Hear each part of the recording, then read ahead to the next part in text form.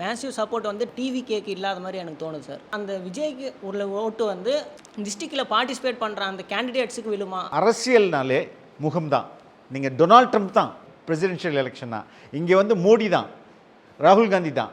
அதே மாதிரி இங்கே வந்து இப்போதைக்கு எம்கே ஸ்டாலின் தான்.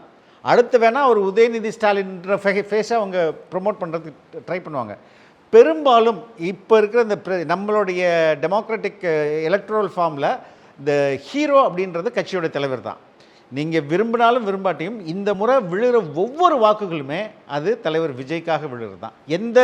எந்த தொகுதியில் இருந்தாலும். இப்போ தாவேக்கால யார் கேண்டிடேட், ஏடிஎம்கேல யார் கேண்டிடேட், டிஎம்கேல யார் கேண்டிடேட், நாத்தாக்கால யார் கேண்டிடேட், இவர் என்ன படிச்சிருக்காரு, அவர் என்ன படிச்சிருக்காரு, இவருக்கு என்ன குற்றப்பிலம் பின்புலம் இருக்குது, இவருக்கு என்ன பின்புலம் இருக்குன்னு ஆய்வு செய்து பார்க்கறது இருப்பாங்க. வெரி வெரி மினிஸ்கூல் 1% கூட இருக்க மாட்டாங்க. ஆனால் பெரும்பாலும் அந்த தலைவர்களுக்கான விழுற வாக்குகள் தான்.